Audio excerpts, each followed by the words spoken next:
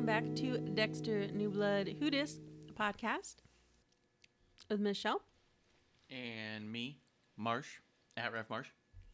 We are reviewing this week Big Game. Hope y'all had a great holiday.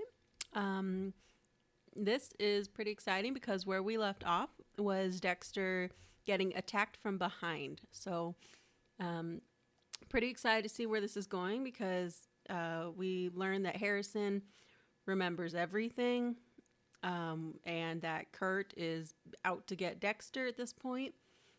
So yeah, I'm pretty. And Angela and a podcaster is they're discovering that Dexter it seemed a little shady, the situation where he rescued her. Those circumstances seem a little off. So it's going to be interesting to see how that fleshes out too. Angela's getting a little suspicious on why Dexter had these ideas about Kurt and pre-recorded or recorded them. So that's going to be interesting to see. I have a theory that maybe she consults Batista and starts asking about Dexter just to get some more information on him. But yeah, I'm super excited to see where this goes. Yeah, there's a lot going on. Starting off of a hell of a cliffhanger, so let's take a stab at it. Here we go.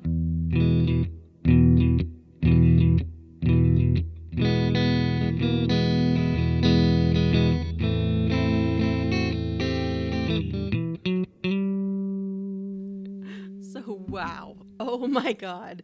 Marsh and I are screaming at this intro scene for Big Game because what's happening is Harrison is getting attacked at their home, at Dexter's home, by the guys that were trying to jump him earlier. And Harrison just starts murdering them and slices one of the kids' throats and is laughing and is covered with blood. And we're freaking out over here. Go ahead. Not realizing that it's a dream scene. I thought for sure, I thought for a second, oh my gosh, this is happening as Dexter's out. This is going to be a hot mess. But luckily, Dexter shows up in the scene, and we know that he's actually tied to the back of the truck. So that's not the case. He is, in fact, having a nightmare. Or is it a dream? I think does Dexter want to come in and save his son after his first fresh murders? You know what I mean? Like, is it really a nightmare, or is he going like, this could be cool? No, because Dexter has this look on his face of disappointment of, oh God, not again. So it didn't look like an exciting, yeah, we did it, son. It looks like, oh crap, I have to clean up your mess. But really crazy way to start this episode. So we're super excited to see where this one goes. But that was wild. That was super wild.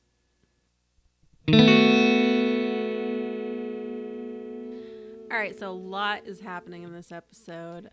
We've got Dexter running out of the truck, and then we've got the attacker following him, shoots him in the leg, so he's bleeding everywhere, running away, trying to lose this guy who's just really insistent on getting him, doesn't even care if he doesn't get him alive. And then you cut back to Harrison, who is being wooed by Kurt, and this is just super creepy. Yeah, Kurt's just trying to win over Harrison in every way that he can and be the father that Harrison, I guess that you would think of a father traditionally. Oh, has Jim taken you to do this? Has Jim taught you how to swing a bat? Everything he's doing is like trying to manipulate Harrison into thinking of him as his father. And I said on the last episode that Harrison's at this really vulnerable age where he's just so impressionable. Right? Like anything is gonna really play into his emotions because his emotions are all over the place right now. He's trying to figure out who he is, why he has these feelings, this abandonment issue, So there's a lot going on with Harrison.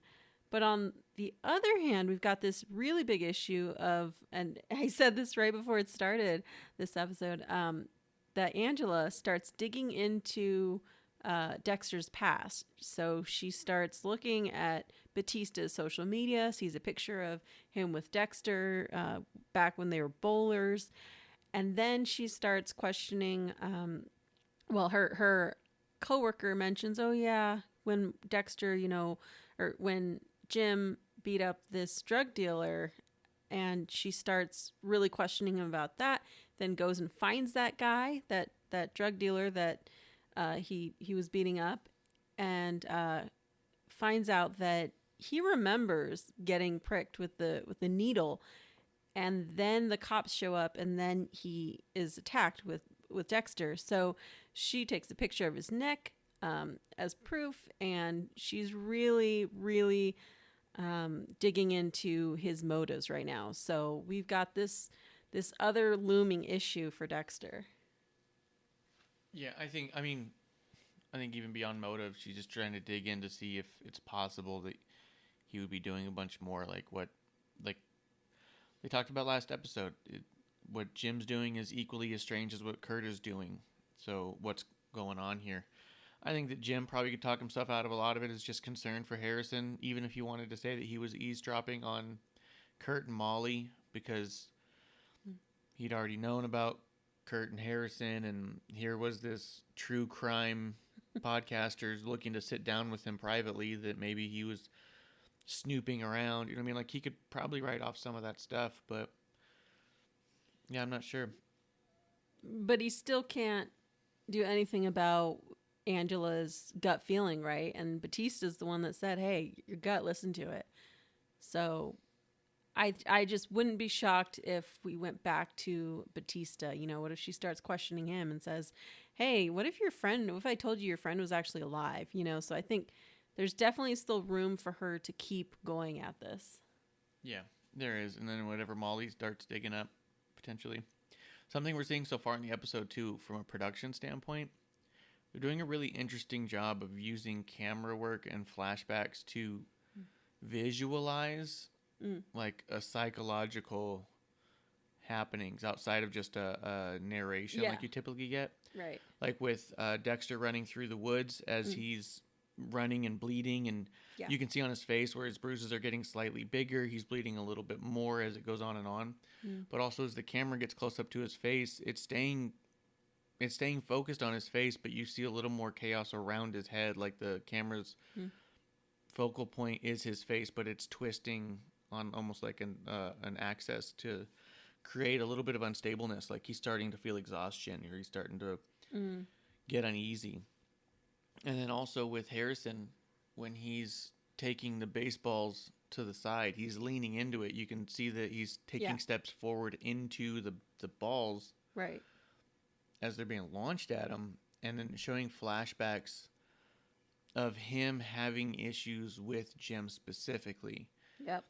Which makes me think that what they're portraying through production, which is neat, is in a sense what people do when they self-harm. They focus on an emotional trauma that's painful and create a pain to get control of the pain effectively. So he's thinking about Jim in a way that hurts, but then having this external pain happen to him to help him deal with it, and he just keeps asking for more. It was pretty cool.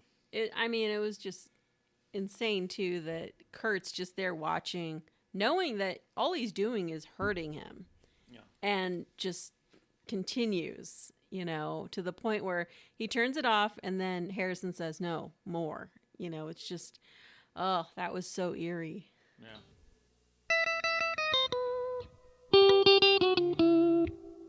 I do find it really interesting that we have Dexter and Harrison at this point in separate scenes, and they keep thinking of the worst of each other, right? We have Dexter thinking, oh my God, my son is a serial killer who loves killing, is my worst nightmare. And then we have Harrison thinking, my dad doesn't love me. He abandons me. He hates me. So it's really interesting to see these two emotions kind of just happening at the same time in very different ways.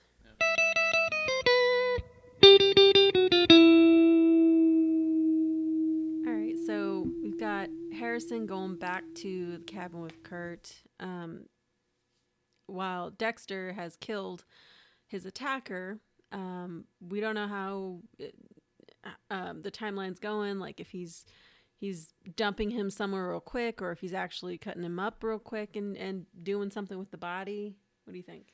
It looked more like he just threw a tarp on top of him to come back to it later because it's an abandoned summer camp. Which is crazy, though, because to me, I'm thinking his blood is all over the woods leading up to that cabin. So I just think he's got way too much evidence all over the place. Yeah, but no one goes around that cabin. Like, even when he went there was no footprints anywhere around it or anything. Like, and he didn't really start bleeding till he'd already ran into the woods. So they're going to have to find the car, then look around, then find blood traces, and then circle around that fucking woods for a long time. Like, he's probably got time. At least in his mind, he's got time.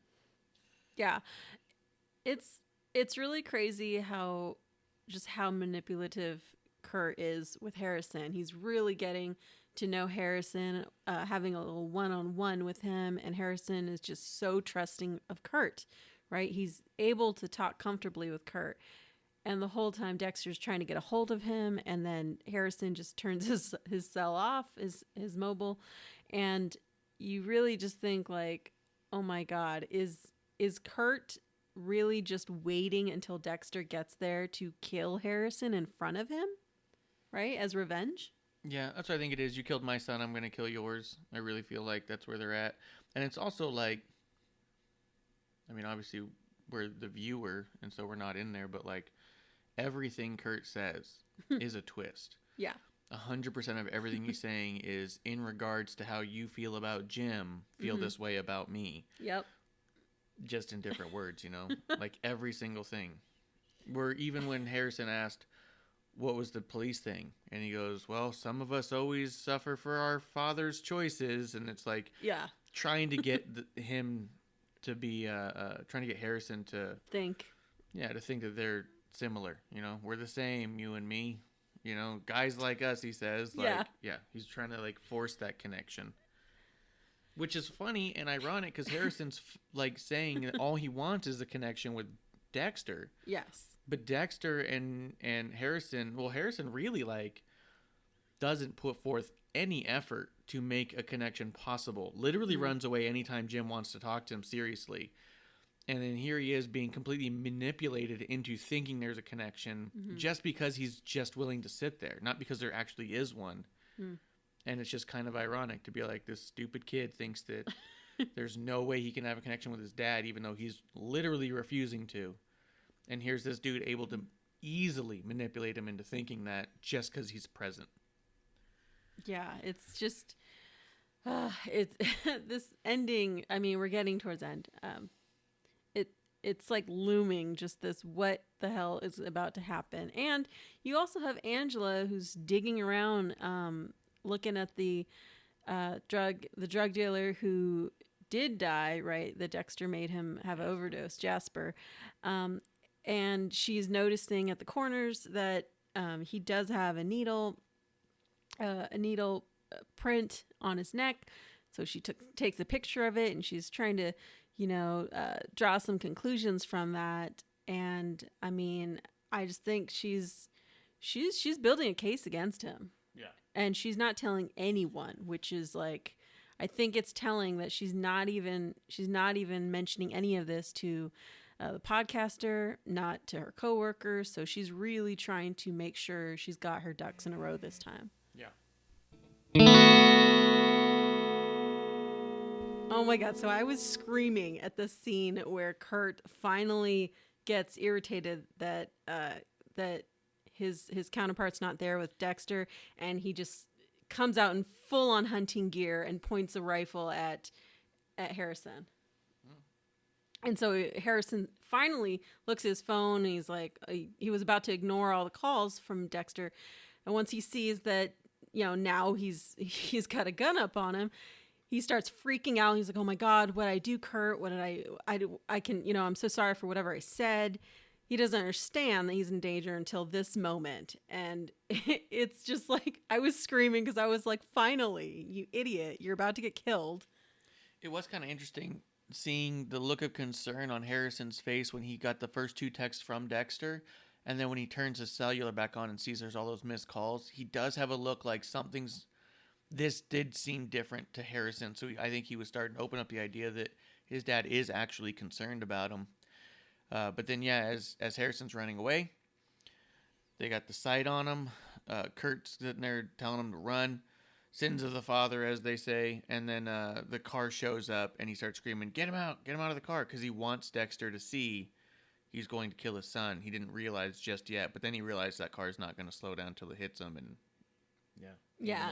And Kurt runs off, and then there's finally an embrace with Dexter and Harrison, and I was over here screaming on the couch like, yes, father-son kill, because I wanted them to both go after Kurt. However, Dexter at this point doesn't even care. He just says, let's get out of here.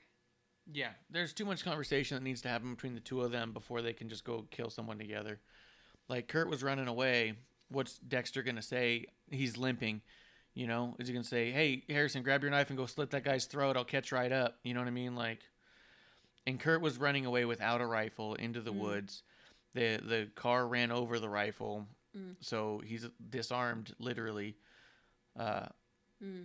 They have time, because Kurt can't disappear into nothingness, and he can't kill them in the bright of day, and now they know way more about him than he can even say about them out loud. You know what I mean? So the hunt is on. Yet we still have Angela, who's got all these photos now, and she's really trying to piece it together, right? And I'm wondering, in the back of my mind, is Dexter going to let her have this one in the same way that he tried to give her evidence to put Kurt away? It didn't happen. What if in this one, what if he tells her exactly what happened without saying, oh, I knew about this? What if he just goes on, oh, I had a bad feeling about him, and look, I got jumped by his friend, and then I had to defend myself, so I did stab him and kill him. He's in this camp, right? And he has this whole thing play out and says, I had to do this to defend myself. And then, by the way, Harrison's gonna say, hey, yeah, story checks out, because Kurt did pull a gun on me and try to kill me. So I wonder if that's just going to help Angela to stop digging into Dexter and give her this. Hey, we've got all of this evidence, right? All of these things that happen. We have motive to take her down. I don't see that connection myself, but it could happen, I suppose. No. Yeah. Like, it's just, I think that's a little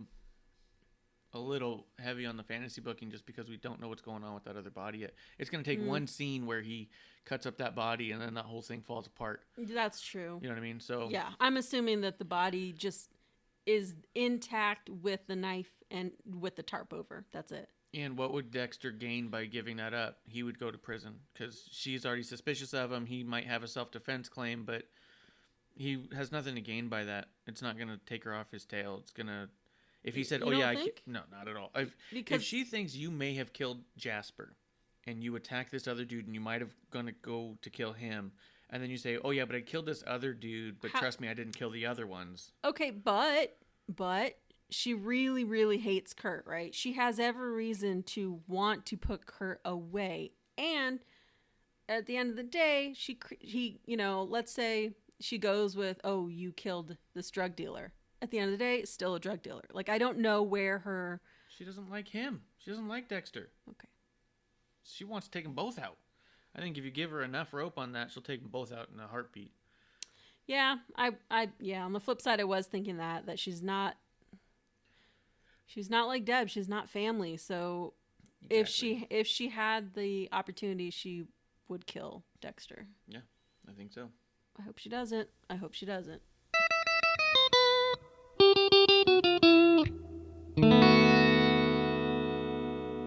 Part of me is wondering as well. I mean, I know we don't want to get super into fantasy booking, but I'm wondering if it came down to Angela making the connection that he is definitely the Bay Harbor Butcher. If she makes that connection and she confronts him, I wonder, what his reaction is going to be, because unlike Deb and Dexter, they both knew in the very end, like, they weren't going to kill each other, right? Like I think deep down they both knew, like they loved each other, they're siblings, they're never going to kill each other. This is different. So Angela, I mean, there's not too much of a history, they've been going out for a few years. So I'm just really wondering, because I feel like you're right that she's ready, she would be ready to kill him if need be. Would he do the same, right? Because rule number 1, don't get found out. So would it come to him killing her, or would he just pack on more lies and try to throw her off? Like, I'm really wondering, where this is going. Yeah, I'm wondering how many episodes we end up with Angela and Molly making all the connections. Because Molly said in her Bay Harbor episode that she wasn't convinced it was Dokes. Yeah. And then, because they played part of it, they didn't really dig in much further. Obviously, they didn't play the thing where she goes, oh, but I took a deeper look. And we don't know if that deeper look got her to point her finger at someone else, or if it just got her to raise a bunch of questions on why she didn't think it could be Dokes. But if Angela's starting to make the connection that Bay Harbor Butcher may be related to Dexter, and she were to go to Molly and say, didn't you do a deep dive on this? You can then have, yep, here's a bunch of questions that I have about it. What if that's when Batista comes back? What if she reaches out to Batista saying, hey, me and Molly have been putting together a bunch of stuff? I was just thinking that. I'm actually wondering if Batista is going to be his saving grace, though. Because I feel like Batista really does think of Dexter, or did think of Dexter as a best friend. And I feel like there's really nothing you could do to sway him from that. Even though they found out they think Dokes was the Bay Harbor Butcher, I don't think that Batista could get it around his mind that it could ever be Dexter. Yeah. Okay, so this episode does end with Harrison being told by Dexter that, hey, I was born in blood like you. You're not alone in your feelings. And I'm gonna tell you everything. My dad taught me a code. And that's where Harrison hugs Dexter as he's driving. And I'm just wondering, just like we were wondering in the last episode, how much do you lay on Harrison, right? I mean, he's so emotional. Do you tell him straight up, here's this code, and also I'm a serial killer and that's okay? I mean, can he handle that? I mean, I guess. Like, Harrison seems to be ready for it. He seems to be excited about it. Like, does he? Yeah, I mean, the hug he gave to Dexter wasn't just because, like, oh, you're going to tell me a thing. It's like, no, you're going to make this all okay. He's excited to have a connection, to have real truth. However... That connection, not any connection, that connection. He didn't want to connect with him on fishing. Yeah. He wanted to connect with him on the dark side of themselves. But we've only seen Harrison enjoy violence a little bit. He seems more than anything confused by it. Yes. Unlike when Dexter was a kid and Dexter loved it, right? He was excited about blood. He was thrilled. You don't really get that from Harrison. So that's my only question, is he going to have the reaction that Dexter's expecting? Okay. Yeah, I liked the pacing of this story. I like that we think we know where it's going. It could go a completely different direction.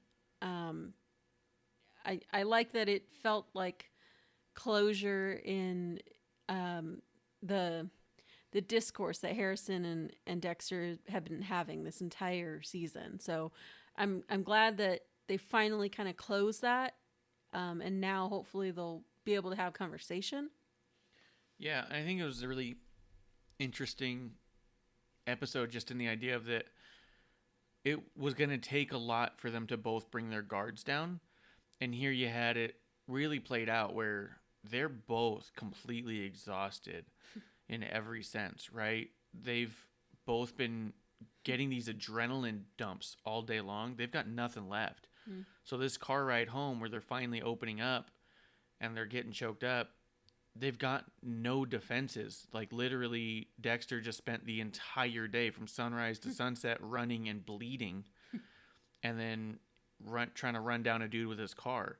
He's got no adrenaline left. He's got nothing in him to put up those defenses. And Harrison on the same token's been going around. He got those, was it 6 or 7 baseballs to the side. That's going to spike your adrenaline and dump it too. He's on, and then he gets chased with a gun. They're both so exhausted that it's like it took all of this to get them to bring their guard down just enough to like find that comfort in each other. Because I think if either one of them told a story that was different, where they didn't have those, you'd still see, theoretically, someone with their guard up. I do wonder if Harrison is going to start to become a better liar, because he's been pretty loose with the information, the little information that Dexter had given him in previous episodes. You know, he's the one that spilled the beans about Jim's real name, you know, and Jim doesn't even know, or Dexter doesn't even know that. So I just wonder if he's going to start getting improved in that sense, because the more information Dexter tells him, you know, is it only going to take a couple drinks until Harrison spills to another kid or to the cop? Like, we don't know. I don't know. But really, really great first season. I'm super excited with where this is going. I got no complaints. I mean, I think all the acting, really, this entire season's been awesome. I think everyone's just done such a great job in letting us get lost in this. So yeah, I loved it. Yeah, really good. One thought I have for fantasy booking is, what if, let's just say, Angela and the podcaster do get a hunch or evidence that links Dexter to being the Bay Harbor Butcher, or just Harrison, them being in the murder category. So if that happens, what if Dexter and Harrison just move to another town far, far away? Or what if they move to a big city, right? Not Miami, obviously, but what if they just leave? And that would actually not allow Angela to catch them, because obviously she doesn't have the resources, right? And going over state lines, I think, would be difficult doing that. So I'm just wondering if that could be a possibility. Or even beyond the idea of going past state lines, if they get just over the Canadian border and go to a major city in Canada like Alberta or Calgary or something, it's a major metropolis, then you have the whole thing where it's like, oh, all that happened in America. And then you could even do a couple seasons before America comes knocking, you know? Yeah, I wonder where this is going in terms of Angela and her being steadfast on her gut feeling, which is correct, but they have to address that some way. And if it's not Dexter weaseling his way out with more lies, I really do wonder how they're going to get around that. Yeah.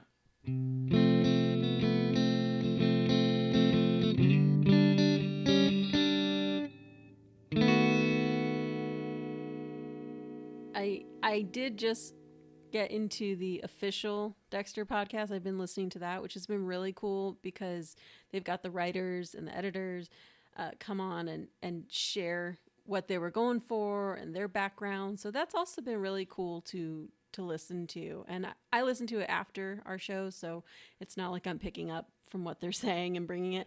But I think that's another thing. Obviously, if you're into Dexter, you should go find that podcast, the official Dexter podcast, by people that actually have worked on the show. So really cool to hear those backstories, those influences, and also cool that some of the writers, were originally fans of the first Dexter and have been given the opportunity to come on. So that's been really cool too, just to hear people who are pretty much living out their dream, like Really, really cool to hear. So yeah. Thanks for tuning into Dexter New Blood Who Dis podcast. You can find us on socials at WOTR The Show. And Marsh. I'm at Ref Marsh on Twitter. Keep watching Dexter New Blood, and we will check it out next week. Yep, we'll keep taking a stab at it.